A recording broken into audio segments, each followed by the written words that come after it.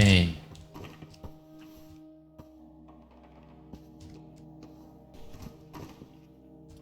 Playing some Libertarian gun yoga, for lack of a better name.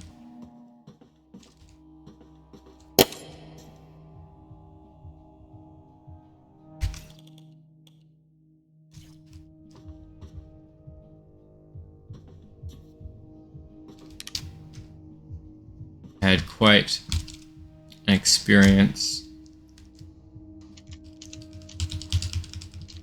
recently.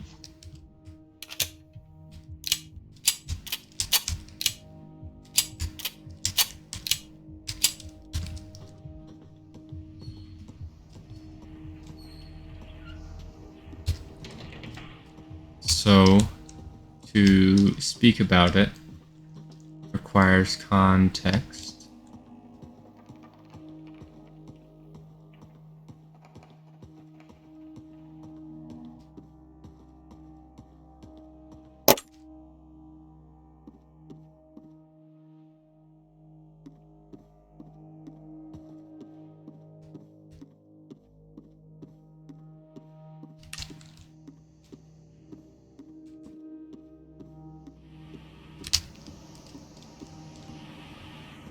Context is that I was wrongfully medicated on antipsychotics for 10 years.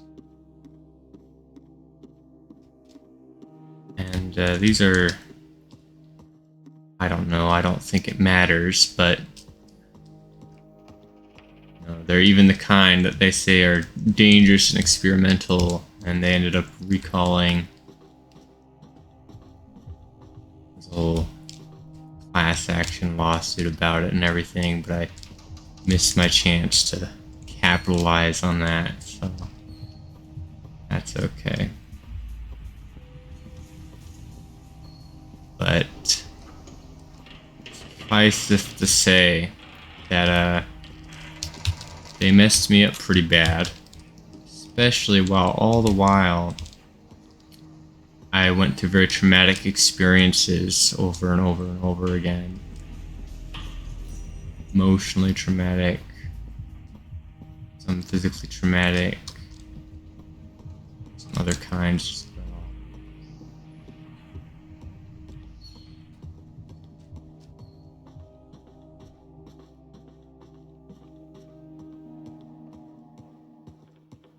I started out a quiet child.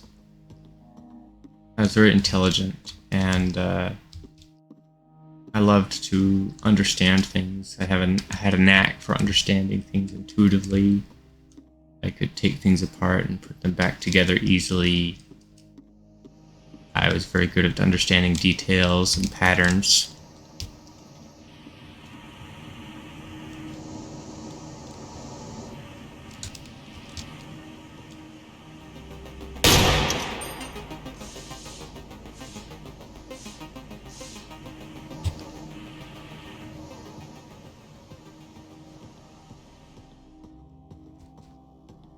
And we'll listen to this real quick.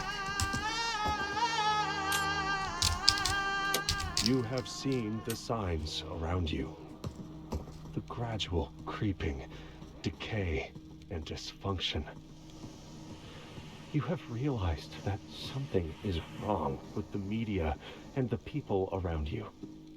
You know that you are different. This is why you are ready to become a receiver. You have been issued a series of audio cassette tapes that are part of our system for advancing insight. By continually listening to these tapes, you will drown out and eventually counteract the negative influences from your environment. Once you have absorbed these tapes, you will have taken the first step towards awakening your true self. The media is a threat. We have a technique to help. We use tapes as part of this technique. You must listen to them to advance.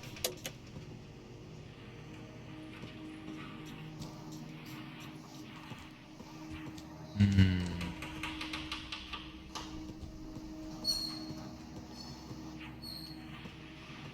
So, I was very intelligent and creative, and maybe a little too intelligent for my own good. Because I knew what was right and what was wrong deep in my gut at a very early age, and I knew what love was. I knew, or at least I had this feeling of how things should be, and they weren't the way I felt they should be, and I would have very strong emotional reactions when things weren't the way they should have been. Or every time I was reminded, right? I was forced to go to school. That was nonsense. I knew that was nonsense. Never wanted to go to school. Well, at first I did enjoy it. I got really good at it. But as soon as I went through traumatic experiences, I knew that school wasn't important. It was just kind of like this game that everyone was playing. Like, you go spend time with people, you go hang out, you go do things other people want to do. And I had no problem doing this ordinarily, because I loved people. I just didn't understand them very well. And they didn't really understand me very well.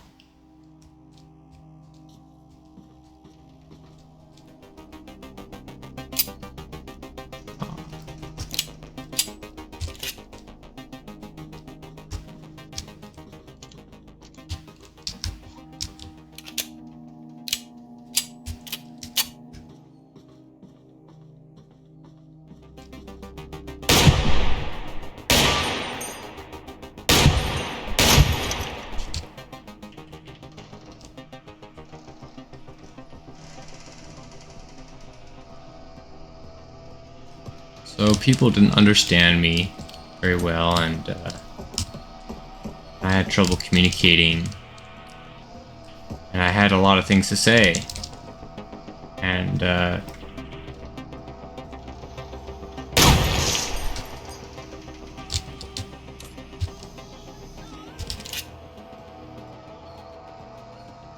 but people didn't really listen, and I didn't understand why people didn't listen.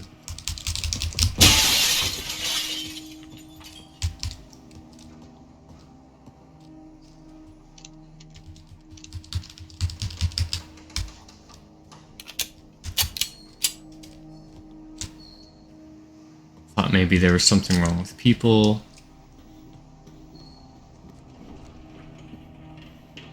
Well,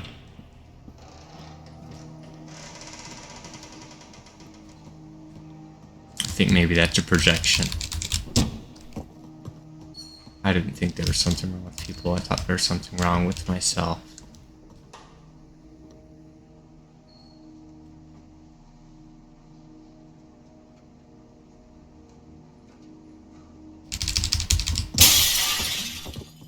I did at some point think there was something wrong with people. And it was just when I had gotten off of antipsychotics and really embraced that I was different and that the world was backwards. And these were all things that I felt in my gut, but didn't really understand or have the words for.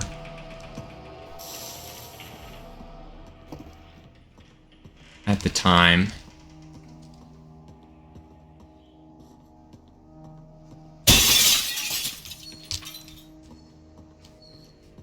And so when things started to feel more wrong, when I started to encounter difficulty, I knew that there was something that had to be done, right? You have to take time to process things, but I didn't trust anyone at such a young age because of some traumatic experiences I'd been through. They'd closed me off from even talking to my parents. And there's really no one to blame. It is what it is. And I just spiraled from there. Very young age. Completely unable to trust people.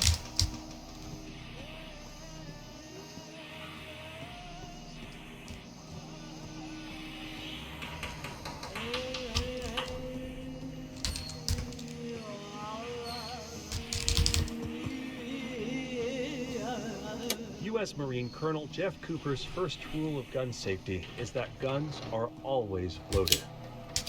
Even if you just unloaded it seconds ago or seen someone else do it, treat it as if it's still loaded. You may know that it's empty, but you must practice your mind tech threading and believe both facts at once.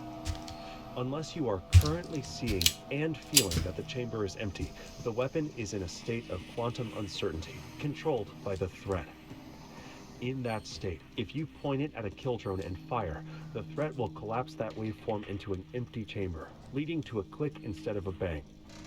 If your kid finds the same gun and points it at another kid, the threat will collapse that waveform into a loaded chamber, leading to a bang instead of a click. Never, ever let the threat make this kind of decision for you.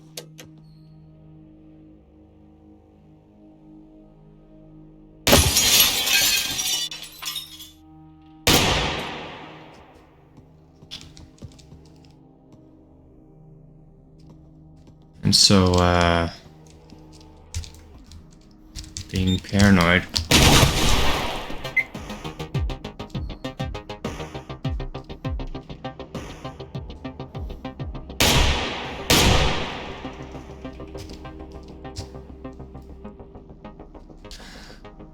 This is tense. My shots.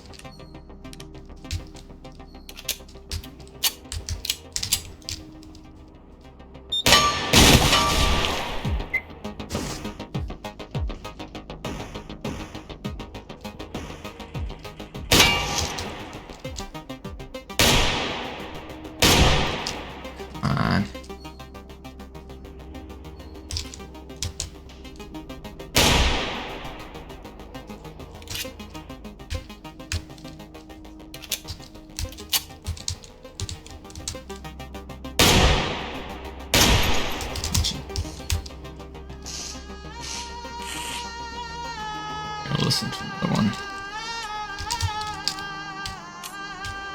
It's common knowledge that some needs are a higher priority than others. People note that in order to pursue some, others must be fulfilled first.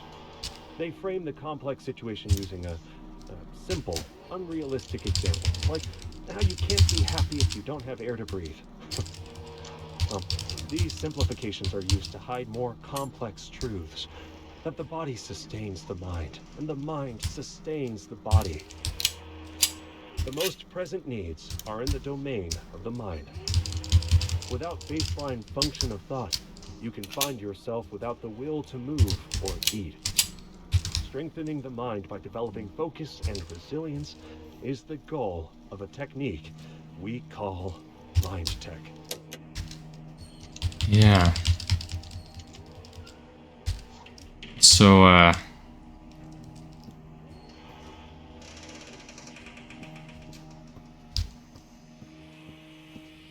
yeah.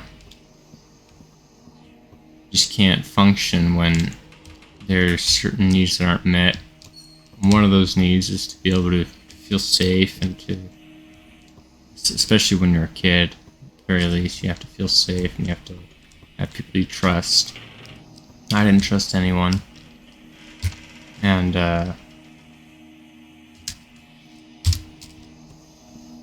so I only had, I was left to my own devices, and I would stand up for myself, when I felt like things weren't right. What could I do, right? But stand up for myself, and I'd fight it. I felt that school was wrong, being forced to go to school was wrong, being forced to do anything was wrong. Controlling people was wrong. Being controlled was wrong, right? And I'd have these huge meltdowns over it. My parents thought I had autism. And I think it suffices to say that I do.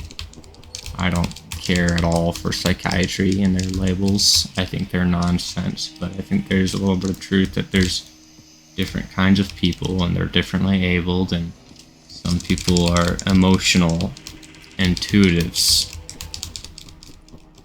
and society is rational, contained by rational people that think that all the thinking is done in the mind, right?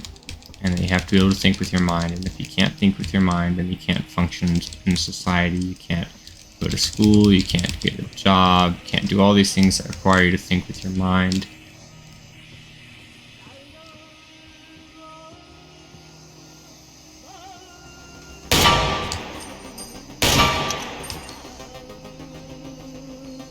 Yeah.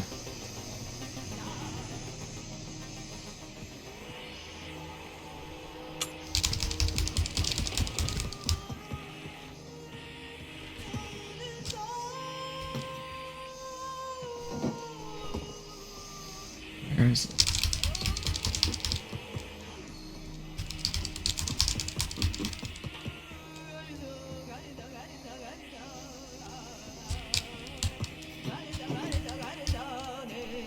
There it is. A thought is not just an idea, but also a way of thinking that idea. It can have different qualities, heavy, smooth and cold like a firearm, or buoyant, ephemeral and warm like a balloon. After the mind kill, when things seem at their most hopeless, remember that there are other receivers out there. These thoughts will raise you up and keep you afloat. If you can train your mind to not get weighed down in the face of adversity, it can help you survive the mind kill. Now, as strange as it sounds, we've received transmissions indicating that some receivers have dreamed balloons into existence, containing helpful items. These receivers have usually achieved the highest levels of mental strength, maintaining a certain lightness of thought, even when facing the end of their reality's timeline.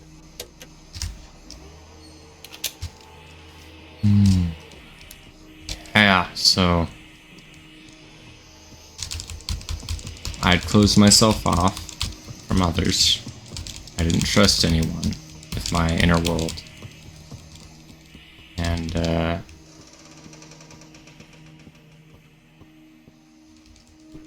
And so all I knew how to do was fight. And I'd raise my voice and I'd hit things. I wouldn't hit people. I'd just put holes in the wall, you know. Standard teenage stuff. And, well,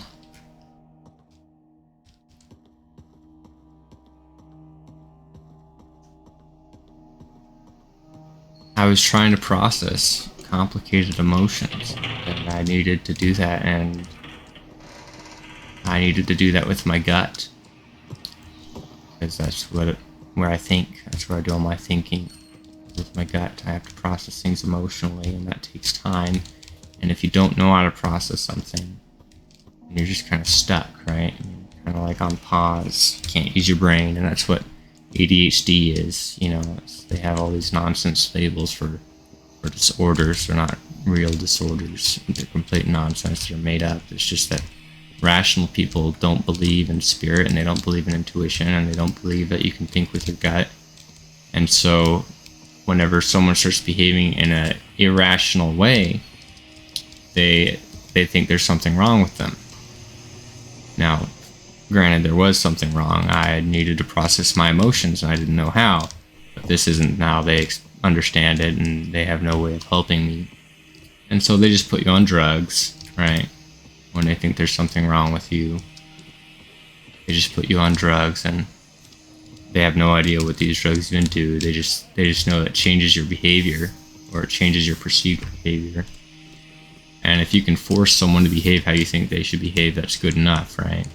That's how rational society is. Something doesn't work rationally, you just make it work rationally, you know. And there's a word for that. It's called Lucifer, right? If you're LDS or Mormon, you know that's story of Lucifer is that he wanted to make people obey what he thought was God's plan. And so in this world, we have a bunch of people that think rationality is the highest value. And if you're not going to fit in, then they're going to make you. And that's the spirit of Lucifer. And only recently did I figure that out when I spent enough time thinking about it.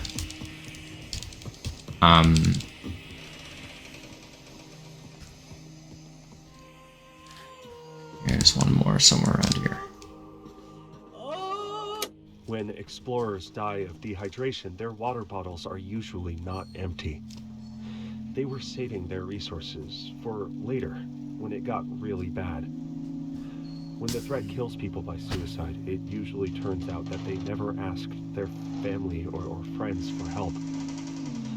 They were saving that for later, when it got really bad. If you are under attack by the threat, ask for help now. There is no later.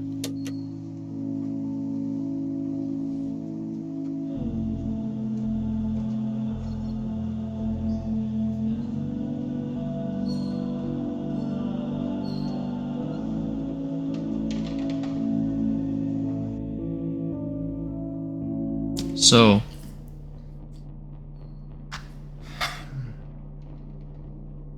yeah, you know, I was forced to behave in ways I didn't want to behave.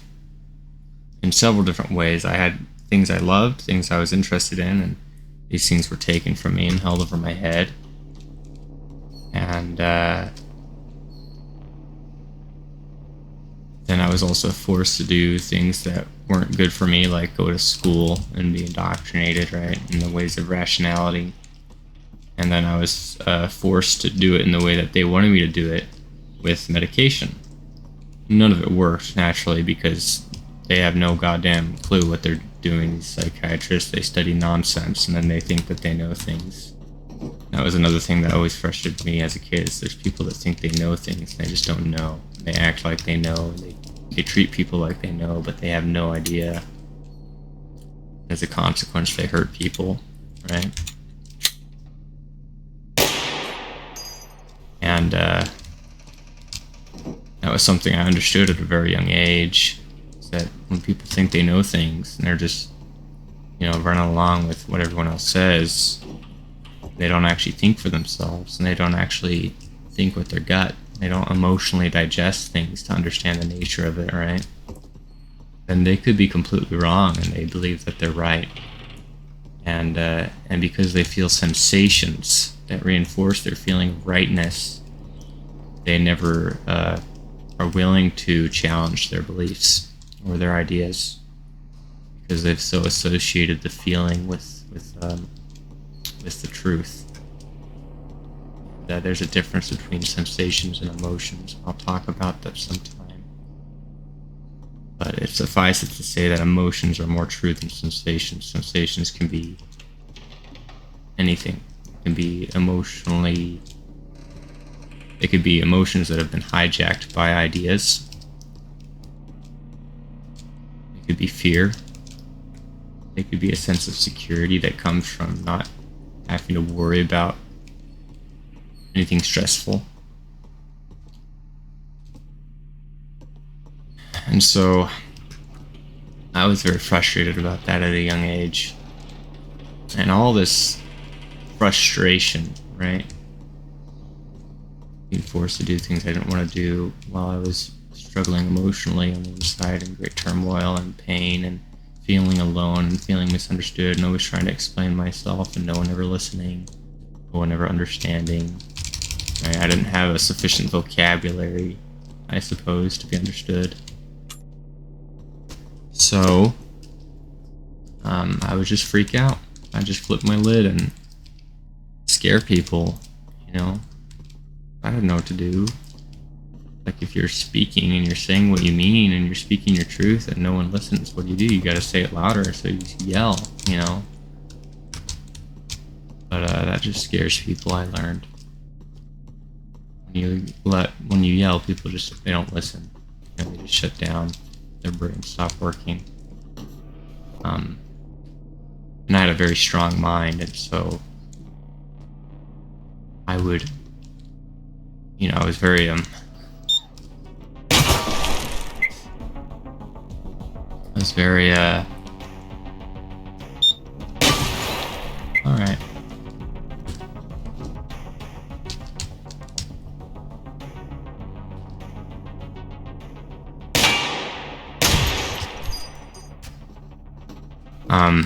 Unwilling, or rather I was very stubborn. I was unwilling to modify my approach because the only people that could teach me to modify my approach were people that had alienated me, that had hurt me. So naturally I wasn't going to listen to them.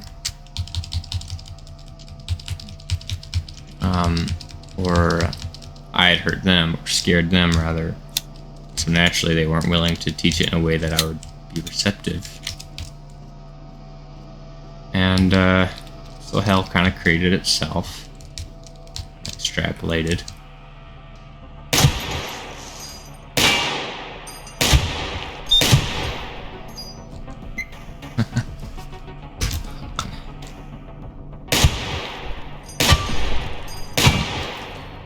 How hard could it be to hit a Glock? That's why it's a freaking Glock. There we go. Alright. So, yeah. Let's listen to this. This tape is designed to test your focus in the face of distraction. Maintain focus on your breathing.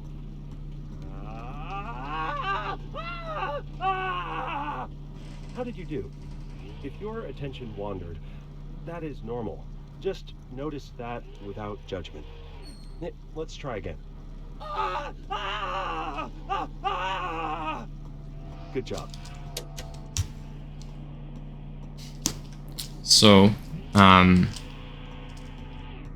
got worse. My fighting for myself and my freedom and the things that I loved and my ability or my agency, my ability to direct myself in life and learn things in the way that I need to learn things.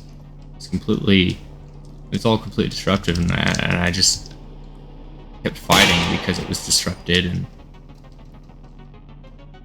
and so eventually they put me on antipsychotics, age of 11. Like, that'll help you with anger issues, because you just gotta make people behave when you don't understand what they're struggling with on the inside. You just make them behave.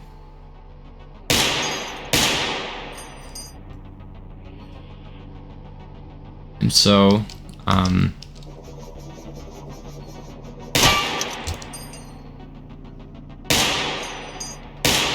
can't get him from there. So I went on those and was on them for 10 years, and all while I was on them, I went to school and everything and barely made it through with a diploma. But it didn't do me any good because I didn't learn anything, right? Because I couldn't emotionally digest anything. I was just reproducing nonsense, it's just repeating nonsense that I was told.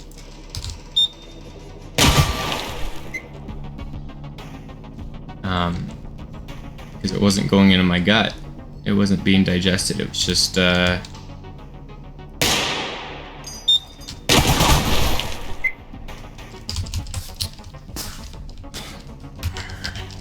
was like I was being forced to use my brain for something it wasn't meant for,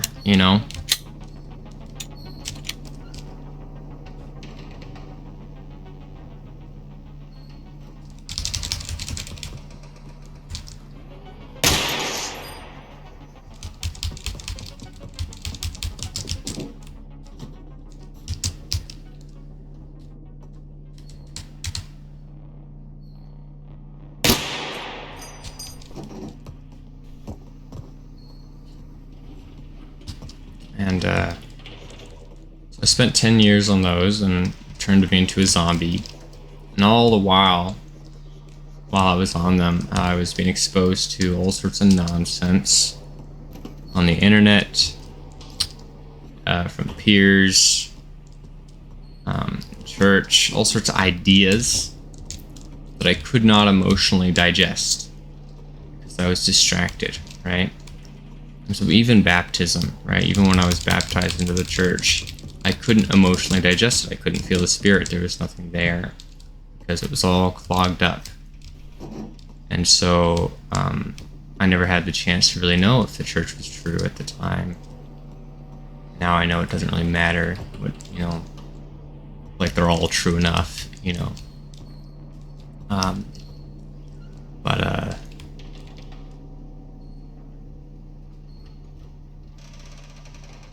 Yeah, so I struggled with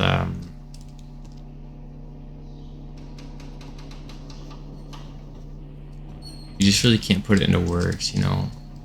I had nightmares, or not nightmares, but daymares, I don't know. But basically I'd have waking dreams, daydreaming of being disemboweled all the time. And I thought, well, like, you know, that's normal, I guess. Like, that's what people think about. They think about everything, right? They think about stuff. They think about what could happen, right? And so I'm just doing that, right? I didn't know that, you know, not everyone thinks like that. Not everyone has an overactive imagination that is constantly wondering and trying to understand things and trying to break things apart and put them back together and figure out what things are truly made of and really try to understand the essence of things. I found out that's not actually very common. And that's another reason why people didn't really understand me, is because I was working with information that they hadn't even fathomed. And so I'd have these daymares of being disemboweled, and now I know why.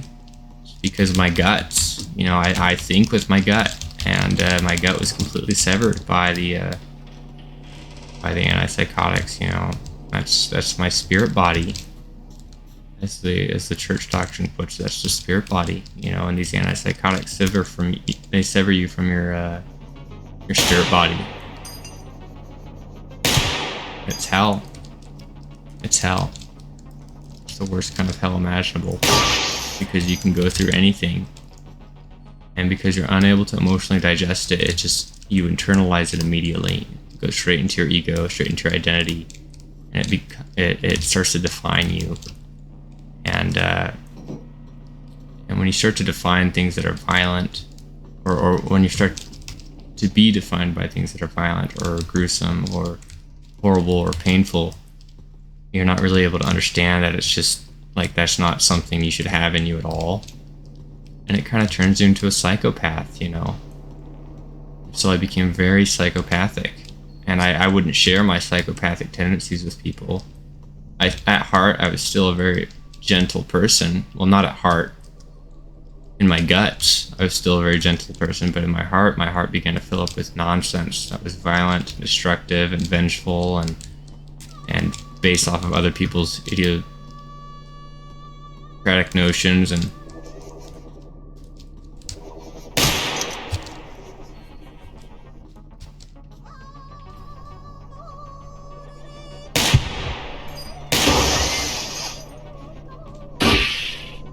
together, we have laid the foundation.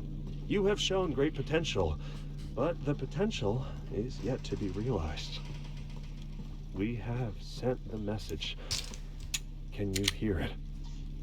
There is an insidious force moving through your media, weakening the mind and causing widespread dysfunction.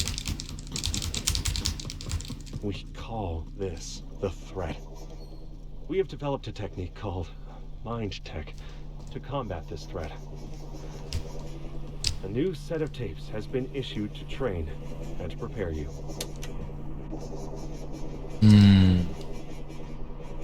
Yeah, so my mind was weakened by the antipsychotics, and my ego and my identity began to be filled with nonsense, and my sense of what was dangerous for me began to be filled with nonsense, and I became very paranoid.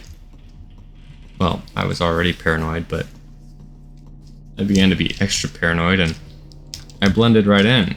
I mean, people knew I was a little weird, you know, a little eccentric, a little autistic, a little ADHD, whatever, right? Nothing out of the ordinary. But I was on antipsychotics. It wasn't really me. It was just this talking head, psychopathic talking head that had been made by drugs and pain and nonsense. And so 10 years later, I go cold turkey. I take myself off of them and I scare the crap out of myself because I have all these emotions that are responding to all the nonsense in me now. They're all back. They come out of nowhere and it's like, holy crap. Like, I didn't even know what to make of it. I had no idea. All this stuff that I'm saying right now is stuff I figured out 6 years after I took myself off of the antipsychotics. At the time, all I knew was that I was a zombie and I hated it and I didn't want to be a zombie. And so I went cold turkey and scared myself with the amount of emotional energy I had. And I tried going on an adventure and I tried moving and tried going to BYU and going to school and but I didn't have it in me. There was something missing. It was like my nervous system didn't function. It was like I wasn't whole. It's like parts of my brain were missing or something. Like I didn't understand what it was. But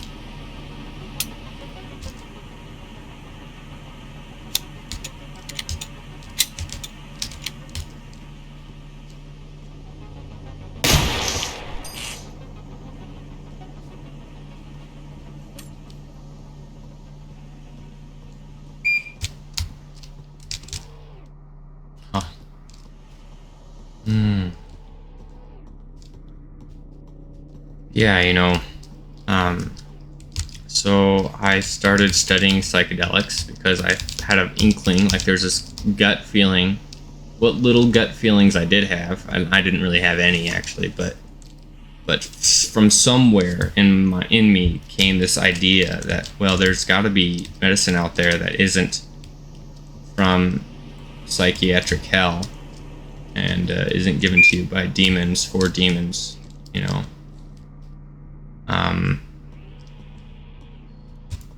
there he is. And so I trusted. I was like, oh, it's got to be psychedelics. That's got to be what it is, right? And I find Ram Dass, right? A good friend of mine turned me on to him, and I hear all about Ram Dass's journey with psychedelics. I'm like, yep, this is it, right? And so I start studying them, and I do that for about 5 years, and then I finally find a plug and work up the courage to buy some after studying meditation and all that for years, right? And so I just wanted to be absolutely certain that, if anyone ever asks me why I did them, or tells me that I was being foolish, that I can just tell them straight to their face, I studied this stuff for 5 years before I tried them, right? So I think that's another reason why I waited so long. But I just don't want to be morally culpable, right? I've never wanted to be morally culpable. I always, felt that I knew the rules of life, and if I never did anything wrong, it was because I had no other choice, just to survive, And so I wrote up this whole manifesto and made a big deal about it, my life, and why I was going to try LSD and cannabis and all that. All dramatic, because I knew that people around me didn't think it was appropriate. They had no understanding on the matter. They hadn't been through what I'd been through, and they didn't know what it was like to live in a broken body, broken spirit body. And I knew that this stuff was the only stuff that would actually work to heal me. You see me duck in real life, it's like, all right.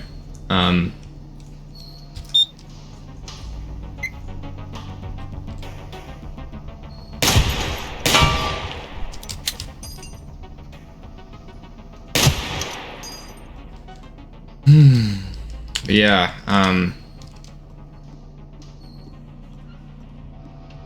so I started diving into it. You know, I did cannabis and LSD and MDMA and all these other things, and I tried ayahuasca ceremonies, well, pharmahuasca, and I did it all by myself in my room, no trip sitter. And I just want to let you guys know, whoever's watching this, that that's not something anyone should ever try. Because what these substances do is they expose you to your subconscious and your unconscious. In there, you might have violence, you might have craziness, you might have deep, deep hurt, you might have immense pain, and you might have all the fantasies and associations that come along with it. And it can drive you crazy. You can go crazy. You can lose your mind, literally. You can lose your sense of reality and who you are as a person and what you're doing here. And I almost did. And I don't know what it is, but I just had something deep in me that knew what was right and wrong. And I stayed grounded in reality, you know. And it was really painful because there were moments of like where I just thought, even though I'm not going to kill myself and I'm not going to do anything crazy, it just felt so awful and I didn't know what to do. And I was like, it doesn't even matter if I kill myself. Like, that's how painful it was. It was like beyond death and life, beyond trying to escape, beyond trying to face. It's just, this is what it is. It was so painful, and it felt like it would always be that way. And the threat exists beyond this world. In this reality, they are weak. Their actions are limited. With great effort, they have infiltrated dreams, implanting ideas. But it is humans who have nurtured these ideas, causing them to grow and spread. For these people who were already compromised and who have nurtured these damaging thoughts, there is no hope. As much as we would like to reach out to them, to help them, we must first focus inward on ourselves. For us, there is still some hope. We must focus all our energy on catching this small chance. When exposed to contaminated thoughts, remember not to be reactive. Instead, take the moment to act inward. Activate your mind tech.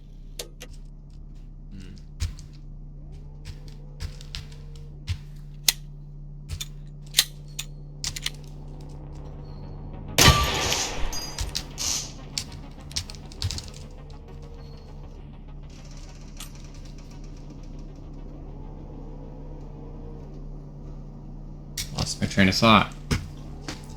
Well, it's suffice it to say that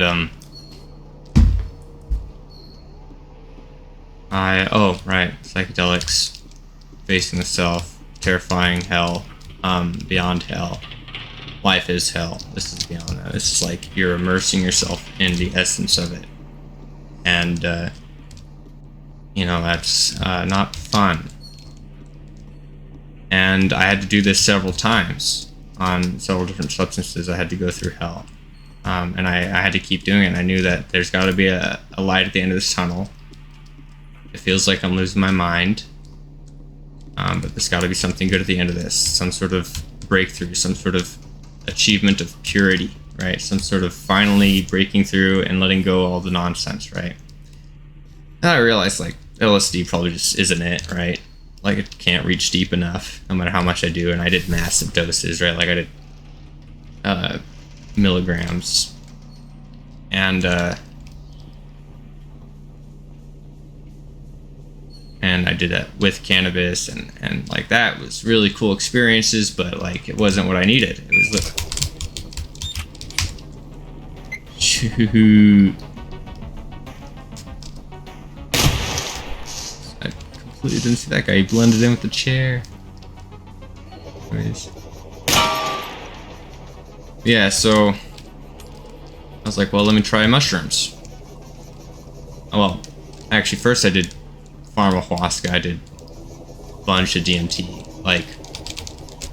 Like I have this habit of just like going all out and doing the high doses first, not even easing myself into it, and it's like not what you're supposed to do. But there's just something about, I don't know.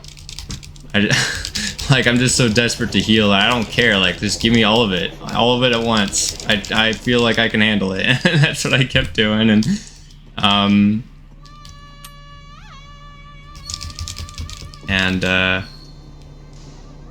so I did the same thing with DMT and Syrian Rue, and while I was on that, I did a bunch of cannabinoids and almost choked on my own vomit because I didn't realize the cannabinoids will get rid of the stomach pain, but you're still gonna purge. And so you need to like keep the pain there a little bit so you know that when you're gonna vomit. But that was a powerful experience, and I'm gonna talk about that in a different video. My pharmahuasca trip, my ayahuasca trip that I did up by myself in my bed like a crazy person. Don't do what I do. I'm crazy. And I've got I guess an iron gut. I don't know what it is, but there's something about my guts where I know what's right and what's wrong, and it keeps me centered. Even when I don't feel like I'm in control, it's in control. And it's good, and it's strong, and I can rely on that. But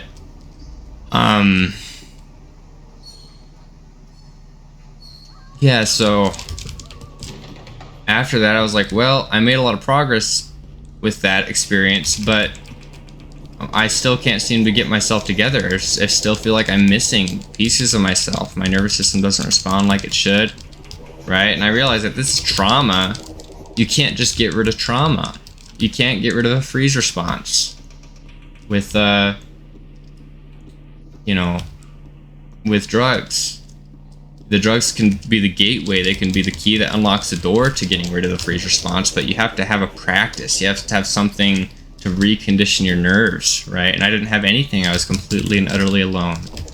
Nobody seemed loving. I was just so paranoid that I couldn't bring myself to reach out for help, for serious help. Like, I'd always drop hints here and there, but like people just weren't getting it. Like I seemed too normal. I can talk. Clearly, I'm okay, right? And this is what I really want to emphasize: is like when somebody acts like they're not okay a little bit, it's because they're not okay a lot, and they really need help, and they're just too afraid to ask. And that's I'll probably get more in depth about the nature of this in a different video, but suffice it to say, I was too afraid to ask for help. I was too paranoid because I've been hurt so much in the past by people that are supposed to help me that there's no way I was going to bring myself to ask for help, like to really be forward about the nature of what's going on deep down in such a detailed and explicit manner that people pause and go, oh, right, like that's what you mean, I see. And so I'm like, well, I need to overcome my paranoia. I need to be able to ask for help. And so I'm constantly trying to battle with my paranoia, and I'm like, well, let me take like 12 grams of mushrooms and see if that does it. And so I take 12 grams of mushrooms over the course of a week. And it does it. I'm like, all right, here it is. I'm going to call the cops on myself and see what happens. What happens? So, before I called the cops, before I even made the decision, I was going through hell again, and back as I usually do on these trips. And then, after that experience, I found peace, and I felt like God was with me. And I realized that I actually think with my gut, and I had no idea this whole time. I felt my being drop into my stomach, for lack of a better word. My being, like I was all uptight, and then it just sank in. I was like, whoa, and I felt things again, and I felt samadhi return. And I don't know if people are familiar with that, but it's like in the LDS Church we call it the Comforter. I felt it return. I was like, there it is. There's the Spirit, and I was like, oh, and I did this with cannabis also. I should mention, first time doing shrooms with cannabis. I know I'm crazy. Don't do what I do. Always do things consecutively in small doses to start. Like, yeah, and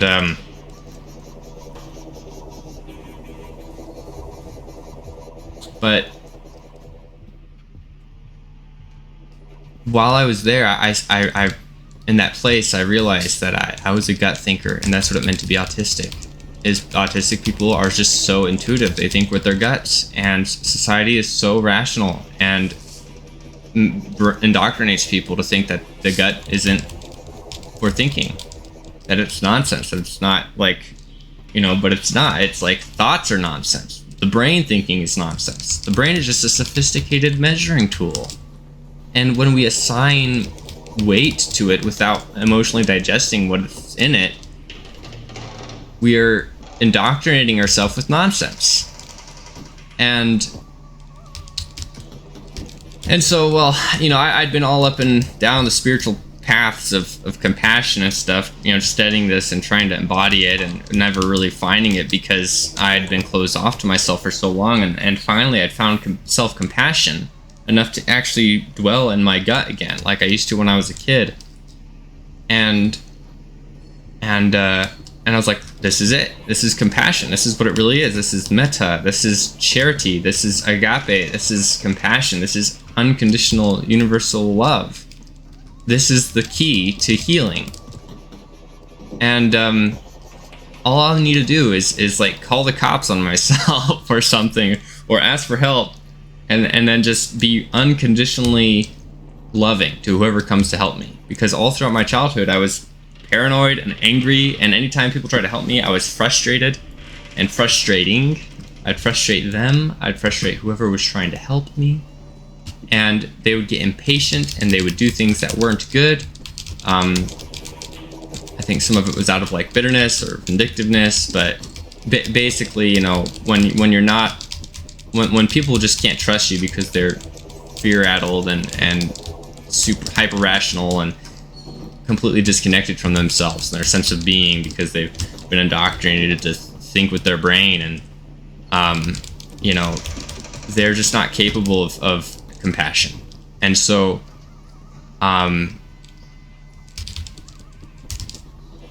like there's the help you're going to get from rational people, from psychiatrists, from doctors, from the people that work with these people, is not going to be fun. It's not going to be good, and it's not going to be helpful. It's just going to be them trying to control you, because they're afraid that you're going to hurt people. And so I was like, well, I need to face this. I need to try compassion and give them absolutely no reason to fear me. So I call the cops on myself, and they show up, and I'm on like 12 grams of shrooms, and they're just like, they have no idea, because like I'm sane, and I don't hallucinate, and I don't go crazy when I'm on psychedelics. I just go through my own little personal hell, and then when I'm out of it, right? And so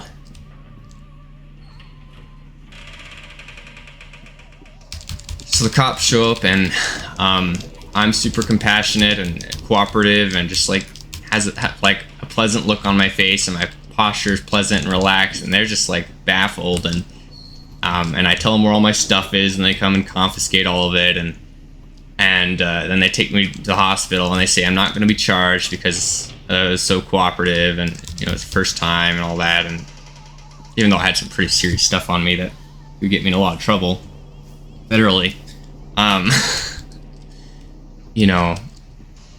know my heart's in the right place with all this effort, so I'm not really afraid even then.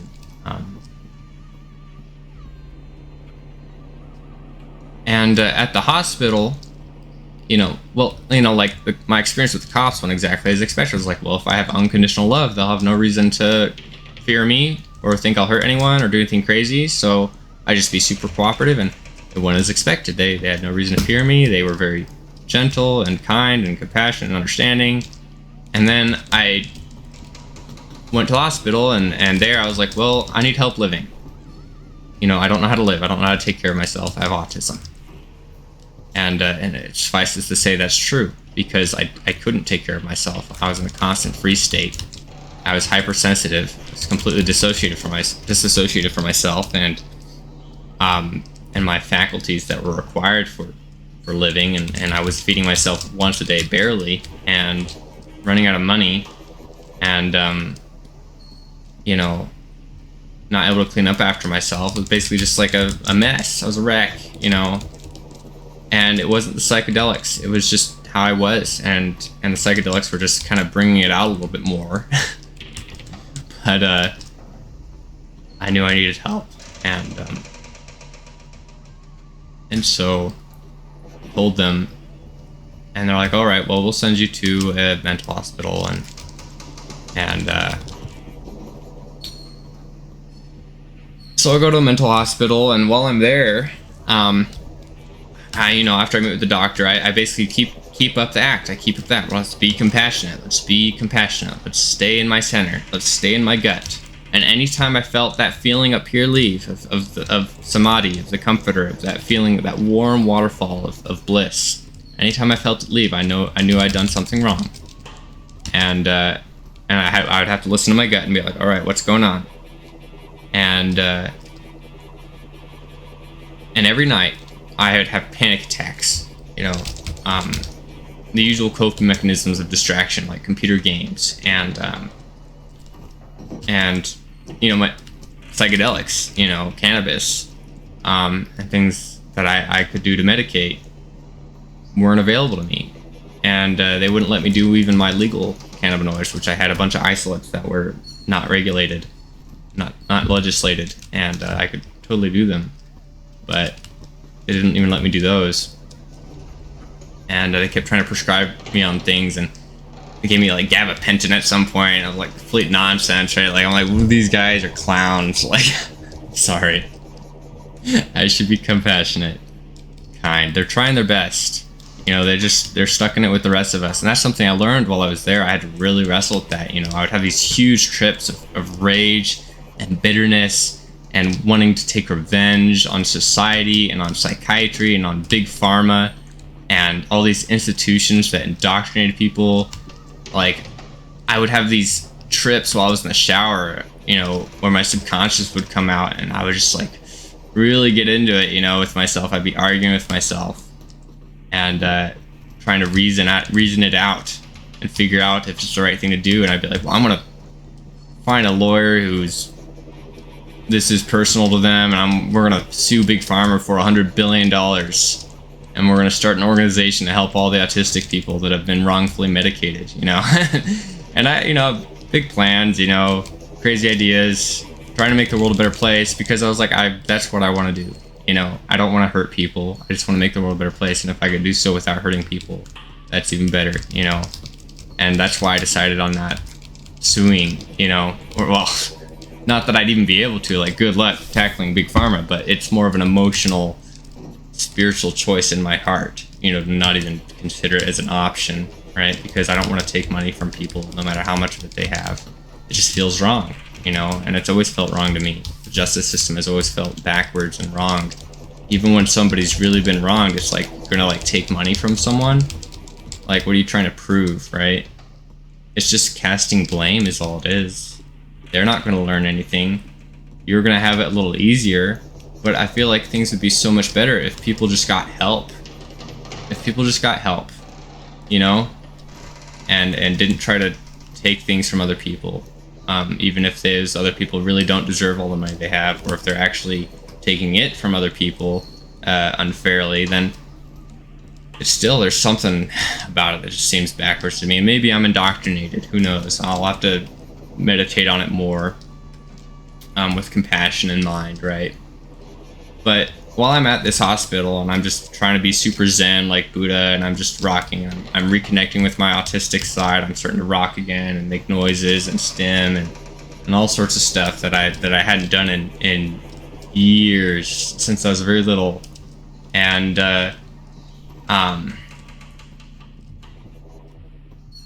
the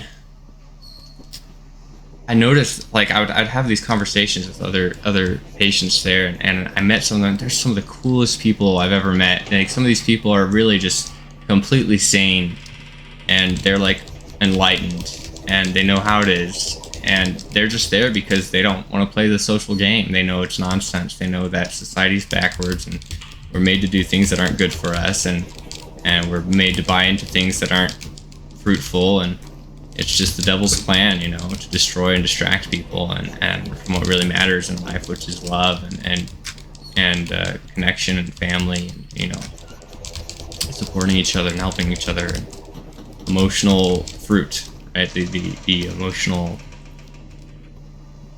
you know, side of things, spiritual side of things.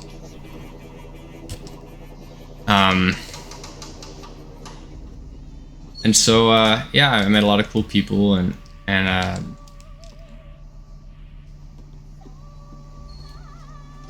I really cultivated that love, and I started writing a lot. I started having lots of visions, constant information flow from below and from above, and just having ideas, and they gave me lots of writing material. So I'd write and write and write and write, and I had this amazing idea. I wanted to start a Jedi temple or a Jedi religion or something, because there needs to be some sort of non-profit, I don't want to say secular, but interreligious, like it's compatible with every religion. Anyone can join it, you know, it doesn't matter. It's like a philosophical society, an academic society, something, a spiritual society, an organization of everyone that wants to do good, everyone that believes in God, everyone that believes in goodness, everyone that wants to help people and doesn't care about the language we use when we do it, right?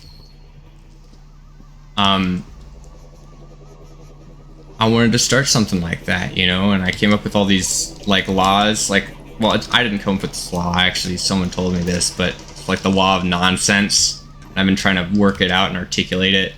It's meant to, like, protect us from emotionally digesting things that we don't need to, right? Or rather, internalizing things that we don't need to. Yeah, so I wrote and wrote and wrote, and I developed this kind of rudimentary Jedi cosmology, and I get discharged, and I come back home, and I get back on my computer, and I'm like, all right, time to make a picture, and I make a picture, and I put all the Jedi cosmology in there and make it look all aesthetic, and then I talk about redeeming what's in the dark, right? Redeeming what's in the dark with the light, right? And what's the light? The light is understanding, the light is awareness, the light is conscience, the consciousness, the light is what is bright and allows us to see. What is the dark? An absence of light. It's confusion. It's people stumbling around, not knowing what's going on. It's ignorance, right? And, like, that's the root of all suffering. That's what the Buddha figured out. And that's, you know, like, we have to redeem what's in the dark. That's what George Lucas tried to tell us with Star Wars, right? You know, you have to go in there, into the dark. You have to surrender to it, like Luke surrendered to Vader. Exactly like that. And you have to trust that there's still good in whatever's in there, right? And that you can redeem it. And so, like, I do all that, and then I take my cannabinoids and I go to bed. And I may have taken a little bit much of CBN, which is the only psychoactive one I had at the time, which is like mildly psychoactive at higher doses, but I took a higher dose, and whew, this is where it gets spooky. So, and I'm just going to take my hands off the keyboard for a second here and talk about this in a quiet place where the drones aren't buzzing. Okay. So, so I lie down, and as soon as I lie down, I start to relax. I hear this knocking sound, as if somebody's been listening the whole time. And I'm like, hey, I see what you've been up to. Let me in. Right? Like, that's what it felt like. And I'm like, I hear this knocking sound, but it's in my head. It's in the right side of my brain, and I can tell the difference between a hallucination and what's in my brain. I don't know how many people can do that, but it was very loud and right there, but I knew it was in my brain. It sounded like it was out, but I knew. Like, I could tell the difference. Just want to be very clear about that. I'm not hallucinating.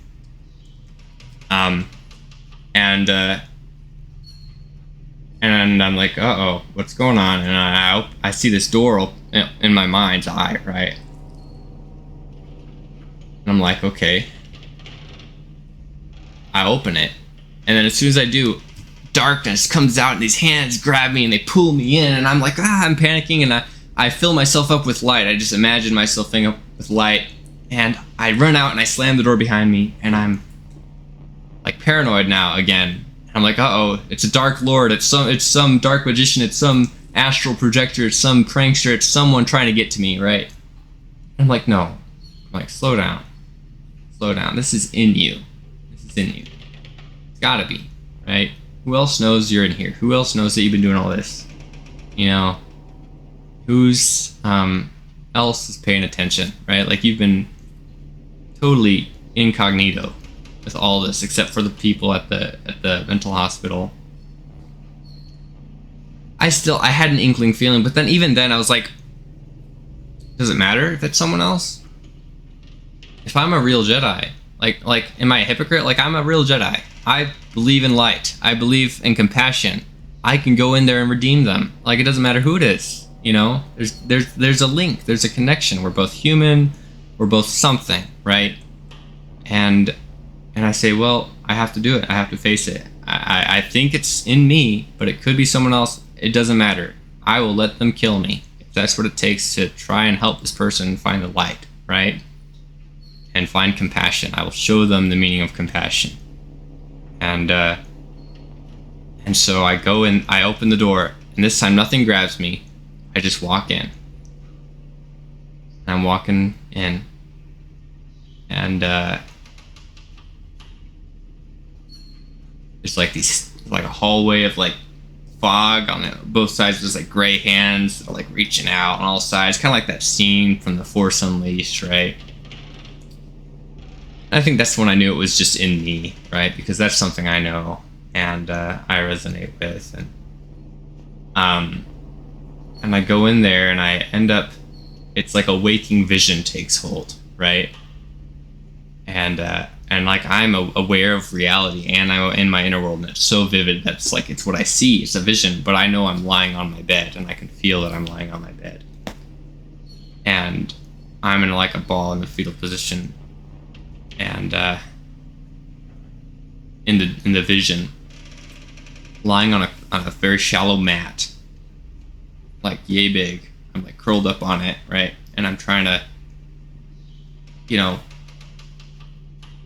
I don't know, like avoid detection, and it's dark, and I'm in a cellar that extends beyond my mat some distance and takes a bend, and I can't see what's around the corner, but on the other side of me is like a ladder and a trapdoor with light shining through a little bit, the cracks, you know, and around me are stacks and stacks of papers, just abandoned projects and ruined things, and I realized that this must be my subconscious, right? Like, these are all my dreams that have gone to waste because of all the nonsense I had to go through in my childhood. And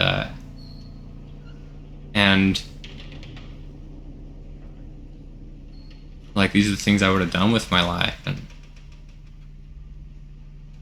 I'm looking at all of them, and I'm terrified, like I'm scared of the dark around me, the dark cellar, and I'm scared of the trap door. I don't want to go out there, even though I see it's light. I know that if I try to go out, someone's just going to kick me back down, right? Because that's what's always happened in my childhood. And I know now that it's me that did that. I kicked myself down over and over and over again because people have done it to me for so often that I just learned to do that, you know, press myself and not shine my light, not be creative and not show who I am on the inside. And this is my inner child, you know, lying on this mat, and I'm seeing it through their eyes, and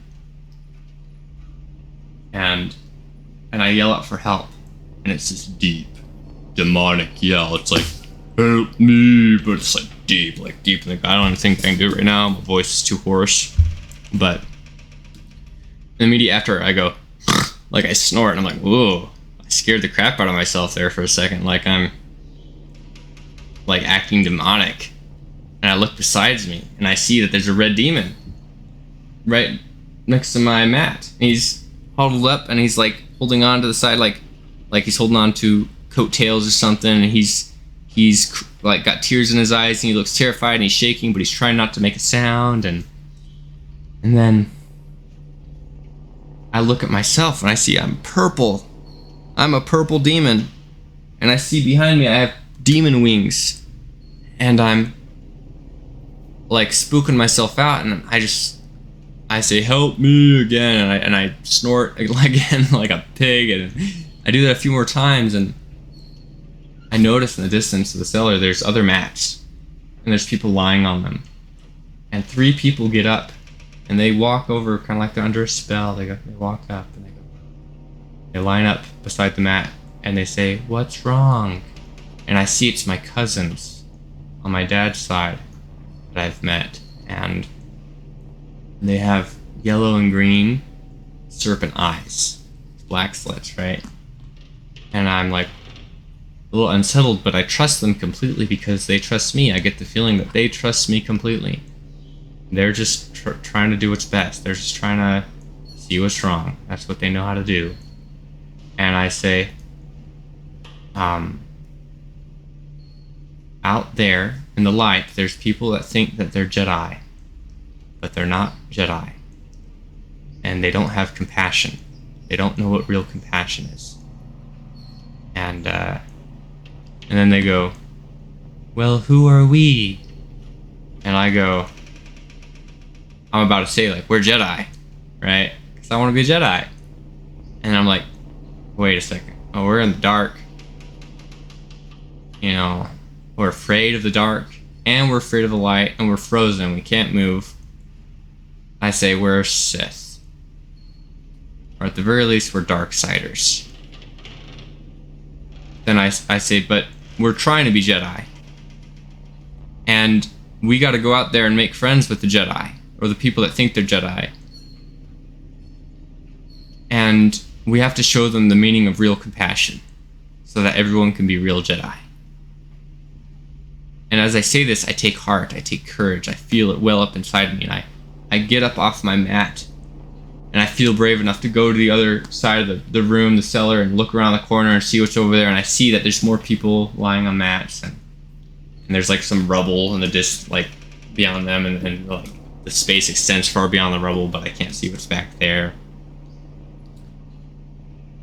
And then the vision ends. And that was me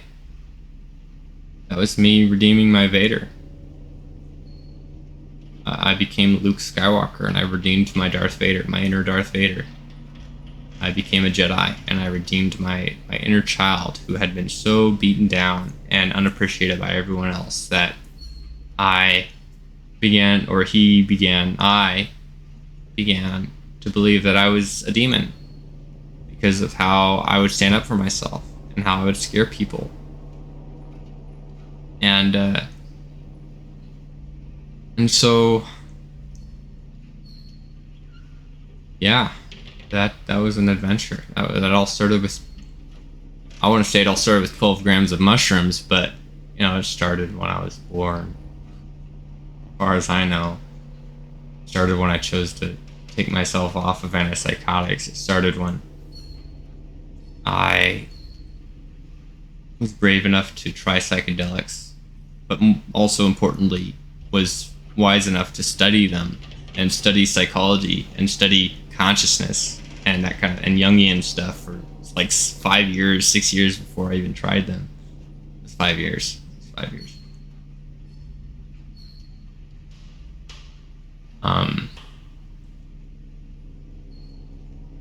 Started when I watched Star Wars for the first time, and I fell in love with the themes. I knew deep in my gut what it was about, but I just didn't understand it in words. That's why I loved it so much, and I always try to share it with people. And there it is. I knew I was right. I knew what Star Wars is about. That's why it's special, is it teaches us something very important. And it's the power of redemption. Not just the power, but the nature of it. What it is exactly that we're redeeming. And how. And that's something a lot of religions kind of miss. it's very veiled in esotericism and offloading of responsibility, like in a lot of Christian religions, including the LDS one. A lot of people they offload responsibility. They go, "Oh, Jesus will fix it. It's Jesus' job." And because I was autistic, I don't know, maybe I just took things very literally, and I didn't understand that they were being esoteric and they didn't actually mean Jesus, or maybe they actually believe that, and that's why they're in such poor health, because they're letting themselves fall apart because they think that it's going to be magically fixed when Jesus helps them or something. That's not how it works. You have to have something inside of you that understands what's going on enough to even have faith, right? Like, you know what they say is like, if like we use the LDS nomenclature, like when Jesus comes again and there's the second coming, people aren't going to recognize him, and people in the church aren't going to recognize him, and they're not going to believe on it. And I can just see it everywhere. I see the people, and I can tell right away who it is that wouldn't recognize them just by looking at them and how they treat themselves, how they offload responsibility. It's like they're expecting someone else to fix it. And it's that right there is the first breaking point. The first loss of connection to God. So that's how someone separates themselves from God, is first they separate themselves from their spirit body, and then they pretend it's not their responsibility. And they don't even know. It's like they don't know any better. Like no one taught them anything about it, right? It's not like we come with a manual for who we are, right?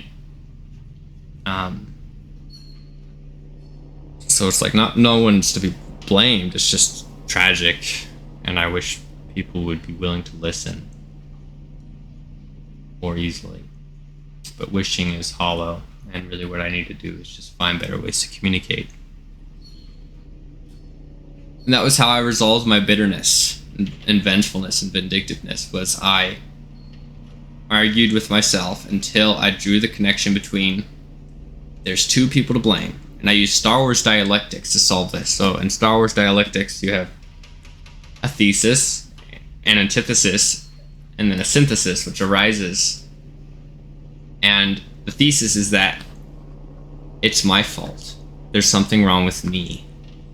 I'm bad at communicating, would be what that is, right? If you had to identify it precisely.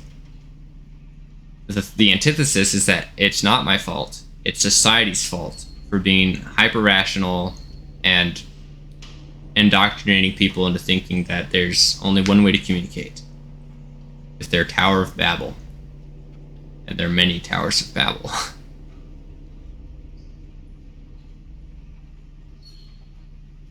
And but the synthesis is that it's both of our faults,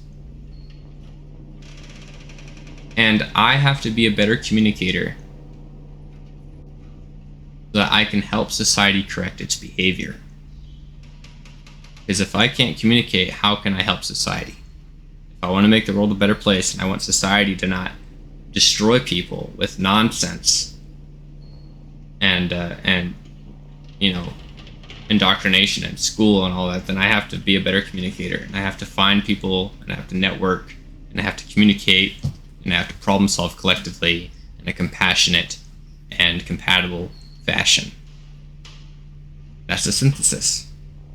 Both of these things are true. The solution is in between, and it's a better solution than what either one on its own has to offer. It's a evolution, it's a transcendence, right? That's the rule of three. That's the middle path. That's the straight and narrow. It's between the two options. And,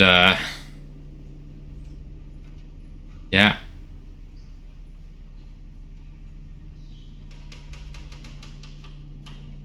So, I had a good adventure and good spirit journey. And I've been writing a lot. I really want to bring my plans to fruition, but I still have a lot of autism whatever it is that makes it hard for me to function in society. I'm just now getting used to sitting down in front of a camera and talking again in a way that is coherent. I used to not be able to do this even. I used to be very incoherent. You watch my earlier videos on my other channel and I'm completely incoherent. It's like my mind's all over the place and I don't know what I'm trying to say and I ramble and then I forget and then and this, I'm able to focus and think and communicate now because psychedelics, mushrooms, compassion, discipline, meditation, breathing exercises, yoga,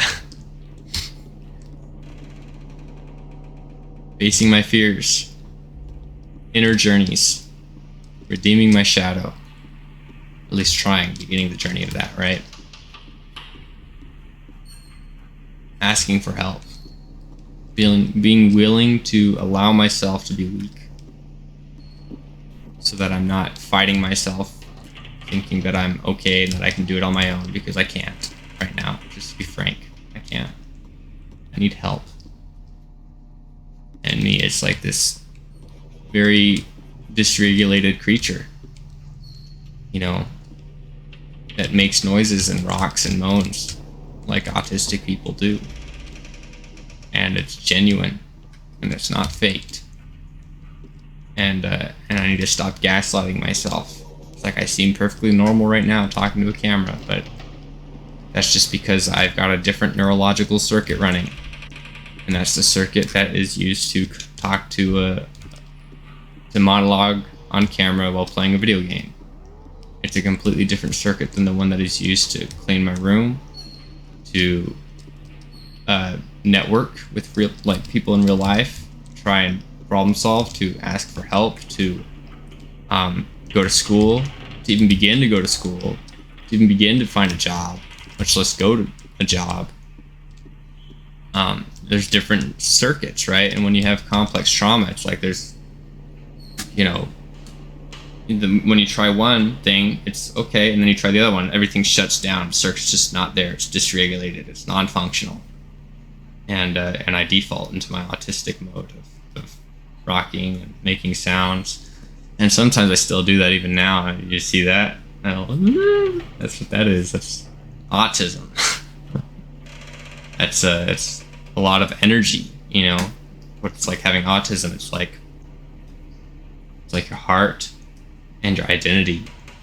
Your heart and your identity are very open, and they fill up with whatever's around them. And that's why they can't really take care of themselves, is because if they don't have a pattern to emulate of taking care, then they're just going to let everything go, and they'll just starve. That's how I am. I'll just starve. If I don't have people around me that are feeding themselves, I won't feed myself. And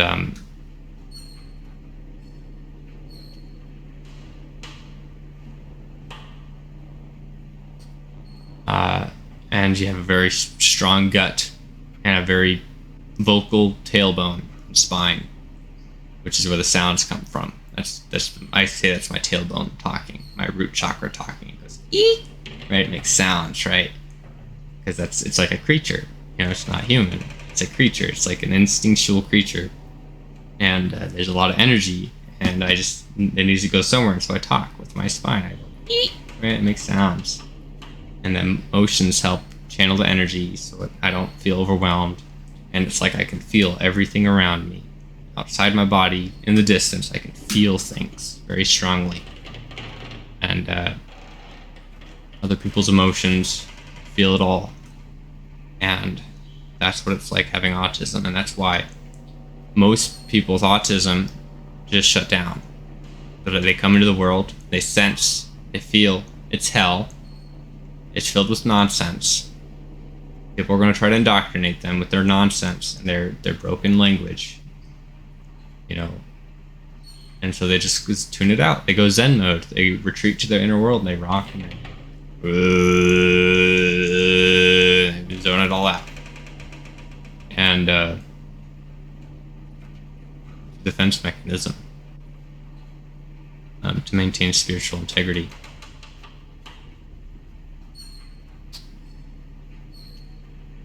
And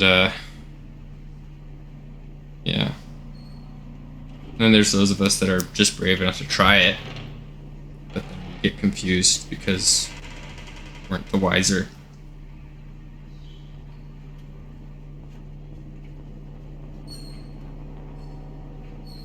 So I'm going to start a Jedi thing.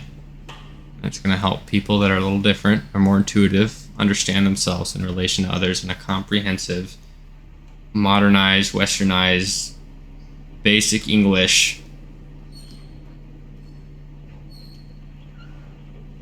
cosmological, ontological system. Thought, practice, belief that is hopefully going to be compatible with every religion. Anyone can join it. It's just like a fun, role play, but it's useful. And it helps us learn how to control our minds and protect ourselves from nonsense. Protect ourselves from the threat.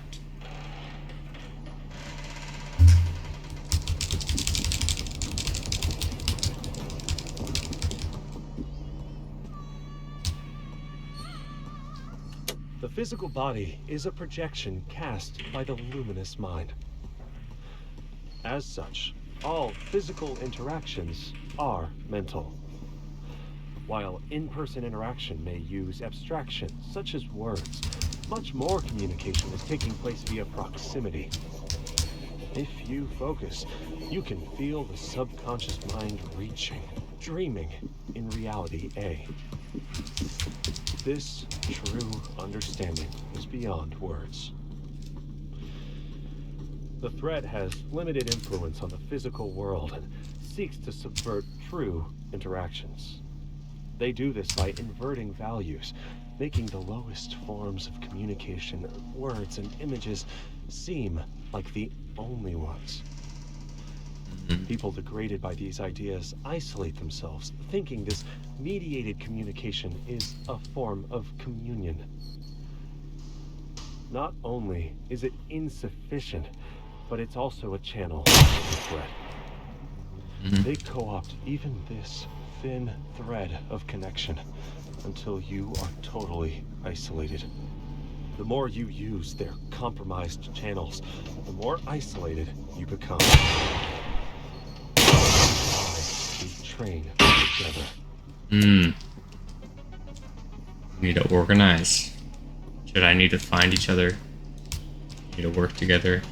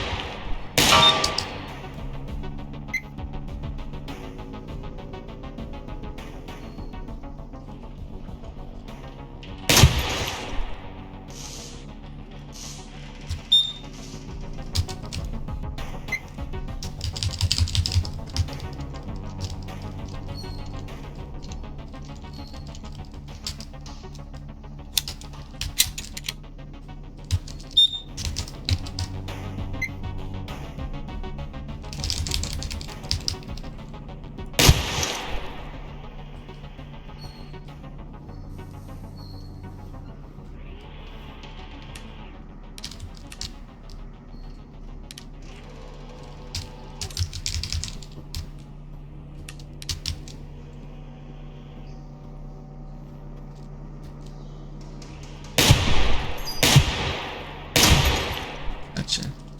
Sights on a Glock are sufficient. One practice I have been using to maintain sanity and maintain compassion is the practice of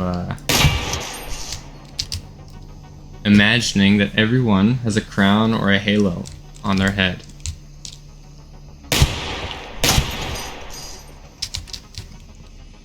And in doing this, it allows me to remind myself to always say positive things about people, to imagine even positive things, right? Like, I don't even have to know anything about them. As long as I can imagine that there's something good about them, make up a story about them that is positive, that is uplifting, that sheds them in the brightest of light, then it's like I'm internalizing positivity, because it's a creative process. and we that is how we negatively attribute people as well, as through projection. We're always projecting out what's inside of us onto people. That's why we have frustrations with other people. And so if we project positivity, it means that we're identifying positivity inside ourselves. And that is how you build a strong fortitude, compassionate, spiritual, emotional fortitude. They build an identity that is resilient and virtuous. This building. Uh-oh. This place. It doesn't make much sense. Like, while I know this isn't the same room as before, it still feels familiar. It's more like a fictional place than the real world. It's like someone made copies of copies and lost the original intent of all the objects long ago. They're just lies. They're just hallucinations.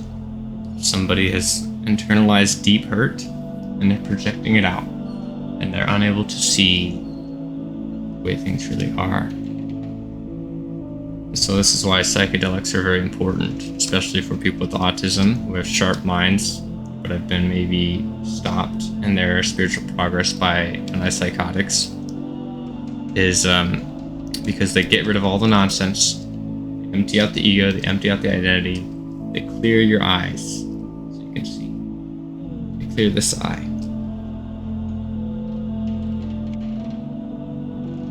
Namaste.